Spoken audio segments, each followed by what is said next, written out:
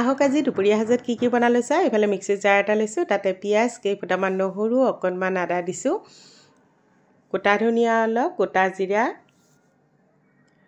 অকণমান লং মানে 2-3টামান লং দিছোঁ, অকণমান ডালচেনি,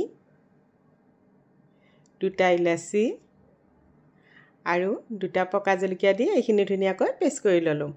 এইফালে আকৌ কেৰাহীত তেল গৰম হৈ আছিল, তাতে কুচিয়া মাছখিনি দি অকণমান সময় ভাজি লৈছোঁ। আলুখিনিও দি জোখমতে দিলোঁ হালধি।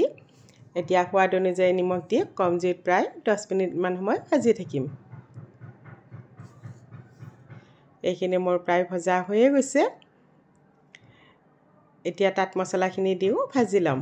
মছলাখিনি দি দিলোঁ, মছলাখিনি দিও ভাজি লৈছোঁ। এইখিনি ভজা হৈ গ'ল। এতিয়া তাত দিছোঁ গৰম পানী আৰু ধুনীয়াকৈ উতলিবৰ কাৰণে ৰাখি থৈ দিলোঁ। এয়া ধুনীয়াকৈ উতলি আছে আৰু এইফালে মোৰ কুচিয়া মাছ খাবৰ বাবে ৰেডি হৈ গ'ল। নমাই লৈছোঁ। এইফালে আকৌ লৈছোঁ বিন, গাজৰ, ৰেড কেপচিকাম গোটেইখিনি একেলগে ধুনীয়াকৈ কাটি ল'লোঁ। 2টা পিঁয়াজো লৈছোঁ। কেৰাহীত তেল গৰম হৈ আছিল, গোটা জিৰা কেইটামান দিলোঁ, 3টামান দিছোঁ কেঁচা জলকীয়া, জোখমতে দিলোঁ হালধি। এতিয়া গাজৰ আৰু বিনখিনি বহাই দিলোঁ।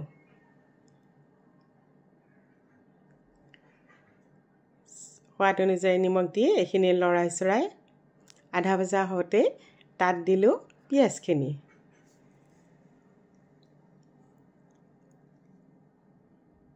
এইখিনি ভজা হোৱাৰ পিছত আকৌ ঢাকনিখন লগাই সিজিবৰ কাৰণে ৰাখি থৈ দিছিলোঁ। ঢাকনিখন গুচাই চালোঁ যে এইখিনি প্ৰায় হৈয়ে গৈছে। এতিয়া দিছোঁ তাতে কেপচিকামখিনি। কেপচিকামখিনি দি জুইটো বঢ়াই অকণমান সময় ভাজি আছোঁ।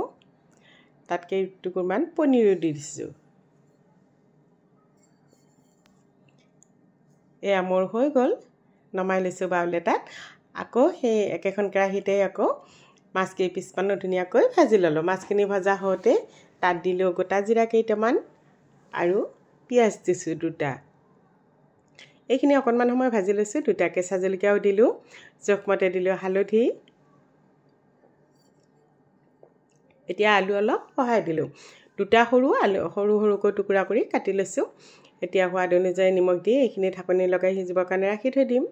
আনফালে আকৌ মই আলুখিনি সিজে মানে এইফালে কুটুৰাখিনিও কাটি লৈছোঁ। এইফালে আকৌ মোৰ দেখিছেনে আলু সিজিয়ে গৈছে, আধা সিজাৰ নিচিনা হৈ গৈছে। এতিয়া তাত দিছোঁ কাটি থৈ দিয়া 3টামান বিলাহী। আকৌ ঢাকনিখন লগাই সিজিবৰ কাৰণে ৰাখি থৈ দিলোঁ। এয়া দেখিছেনে মোৰ বিলাহী আলু ধুনীয়াকৈ সিজি গৈছে। এতিয়া তাত জোখমতে পানী দিলোঁ। মই গৰম পানী দিছোঁ আৰু চব তৰকাৰীতে মই গৰম পানীয়ে ব্যৱহাৰ কৰোঁ। ধুনীয়াকৈ উতলি থাকোঁতে মাছখিনিও দি দিলোঁ। এয়া মোৰ মাছৰ তৰকাৰী হৈ গ'ল। অকণমান ধনিয়া পাত ছিটাই দি এতিয়া নমাই থৈ দিলোঁ। আকৌ সেইখন কেৰাহীতে তেল অলপ গৰম হৈ আছিল, তাতে কেইফুটামান নহৰু, 1টা কেঁচা জলকীয়া, জোখমতে দিলোঁ হালধি। এতিয়া বহাই দিলোঁ শাকখিনি। শাকখিনিও মোৰ প্ৰায় হৈয়ে গ'ল। আজি দুপৰীয়া সাঁজটো এনেকৈয়ে আছিল। ধন্যবাদ।